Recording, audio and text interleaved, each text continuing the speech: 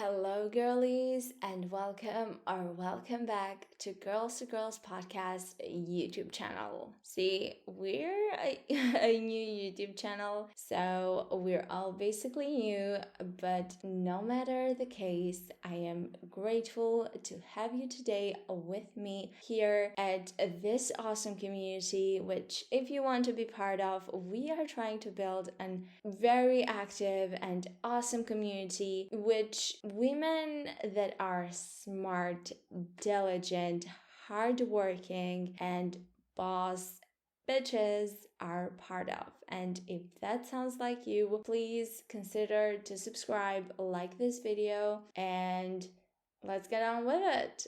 So, as part of our foundation, and this is our first video after the introduction of this YouTube channel, is that we are going to talk about confidence. Now, confidence is that type of an X factor that we all put in a pedestal, and we all think that it would be amazing if we were like that person who rocks the room, but we feel like we can't. And that shouldn't be the case. And that's why I'm here today to do as well. Because today in this video, I am here to break down some myths of confidence that you might be experiencing in real life and you have been misunderstanding, and also give you a step-by-step guide on how to be more confident. Because there's a lot of videos out there on confidence, but nobody gives you a step-by-step guide on how to be. They just say, oh, just be authentic, just rock you, you're a queen, yeah, slay bae. Okay, I mean, enthusiasm is needed and we should root for each other, but you actually need some steps. So I am here to talk about that today. And I want to start off by saying that confidence is quiet. Yes, confidence is quiet. You heard me right. And you might be confused right now because in your head, a really confident person is like a Regina George. Like over the top, boss bitch, witty, smart, and whilst I'm sure that it can be like that as well, I wouldn't like that for myself per se. I am more of a really quiet, confident type, and I think that's the true confidence.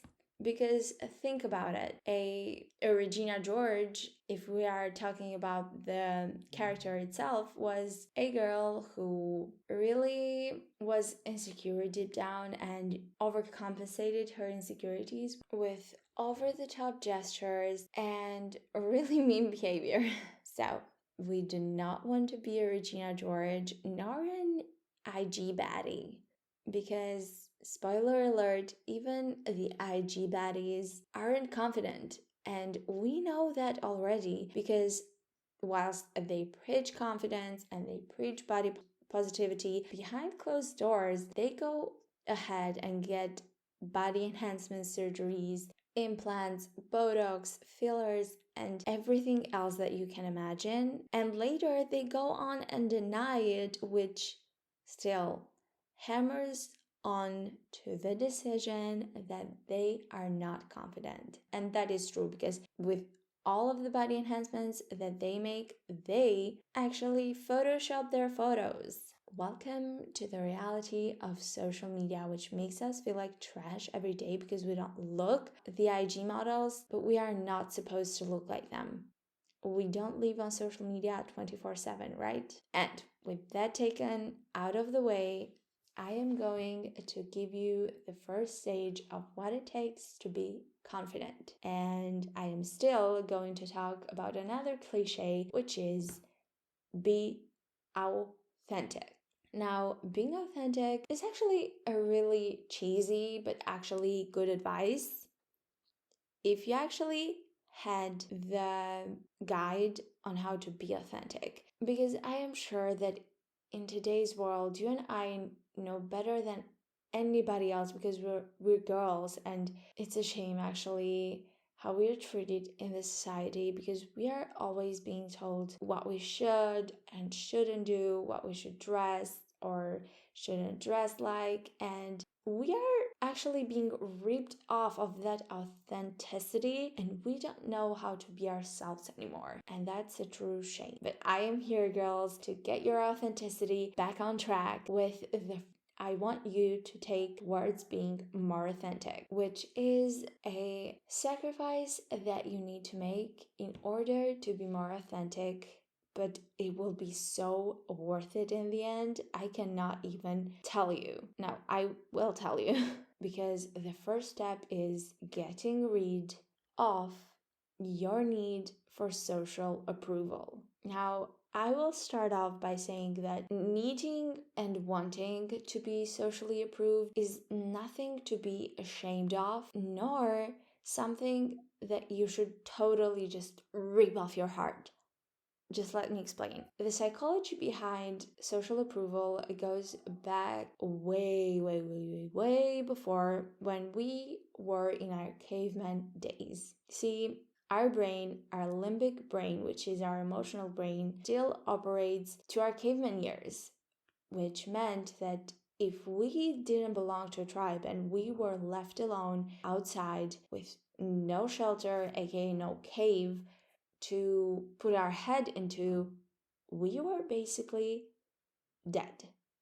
Either starved to death or murdered by the animals coming to you from every corner. But we don't live in our caveman days anymore, and you can thrive alone. We can. You know the type of confidence that I want? I want a Mark Zuckerberg confidence. You know, the confidence that you don't need to prove anybody anything. And when I talk about quiet confidence, I'm not talking about the unprotected boy just sitting there with his back scrunched. No, I am talking about a girl who has her shoulders back, her chin up, and is facing the world. And that same girl goes into a 5-star restaurant and owns the room. That's the type of confidence that I want you girls to accumulate together with me and be ready to take the world by its horns and make it your oyster. Ta-da! Magic trick. Now, since we talked about the first step, now let's go to the first step, which is learning to trust yourself. Now, society thinks it makes us somewhat more of an honor for giving us opinions that we didn't even ask for, right? But no, because what that is doing is just reinforcing the belief that we girls are dealt with in our everyday life, that we are not capable to decide for ourselves, which is wrong, because we are. And I want you to reinforce that to yourself. Now, going back to our psychology of our brain, is that we learn by repetition, which means that you can decide that you want to do something and tell your brain that you want to be authentic and that you don't need social approval, and your brain will approve of it. But you can also tell your brain that you don't want to do this, that you can do this, and it will approve of that, because the job of your brain is to keep you alive. And going back to that caveman limbic brain, to protect you from what you think it's dangerous, which is what you don't want to do. And it just will be like, oh yeah, actually here you go, just get this distraction, just go and watch Netflix and regret this for all of your life. But that will come later. It's the brain's function to do what you tell it to do. And it's a shame, but it's the truth. But it's not shame actually, because you can change that. If we learned by repetition, we can change our mind by repetition as well. You just have to wake up in the morning and just tell yourself that you want to do this, that you want this, that you want to be confident, and that you want to be authentic, and that you don't need social approval, and that you are your own best cheerleader, and that you trust yourself, most importantly. Because in our life, we are always told that, oh, just ask a friend about it. Oh, maybe this is better. You know what? No, I know what's best for me. I know that if I like it, I will get it. Because I know myself and I love myself more than anybody else does. And that's the beauty of being confident. You actually don't give a shit. And you shouldn't. So, that was the third step. Now we go to the fourth step, which is standing up for yourself. Because one thing confident people don't allow to happen to them is to be disrespected. And it's the best thing you can do in your life, standing up for yourself. And no, that doesn't mean you having an emotional outburst because somebody just called you a name or something. No. You know what it is? Is you just getting up from the table and leaving and never speaking to that person again, boy or girl, relationship interest or friend. Because guess what? If that's a relationship potential and he's doing this from the beginning, oh, later it will be worse. And if that's a friend, no, that's not a friend. No, it's not. That's somebody who is as insecure that it needs to put you down to make themselves feel better. And you need to get away from both of them at the same time. Okay? Okay, sweetie. You actually don't need them if they do that to you because we are here.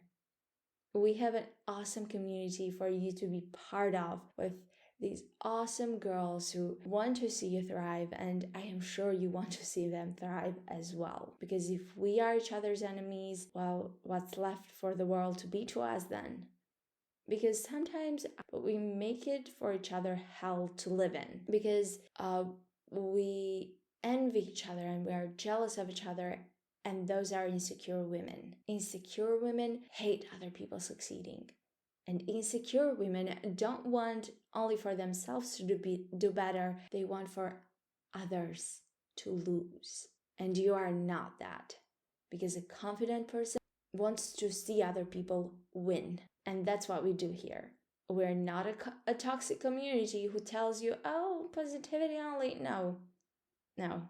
We're people who have emotions and we experience things, and we want you to be part of our experience. So, hit that subscribe button again. Wink. Now, with that rant, I am going to the fourth stage, which is being pretty is deciding you're pretty. Yeah, it's not a science. It's actually not. Because, okay, maybe you don't like your body, or maybe you think you can improve on something. You're still beautiful, you're still worthy if you decide of it. Because confidence is not something you see. Confidence is something you feel. Confidence is energy, it's that light, and that attracts so many good people around you. Because confident people want to be around confident people. Because confident people like the light that you shine. And yeah, I actually mean it. Being pretty, it's deciding you're pretty. That you are enough. That if somebody doesn't sit right with it, you're fine letting them go. And now, actually, being pretty, it's not as important. Okay, you should feel nice, and I get it. I want to feel nice about myself too.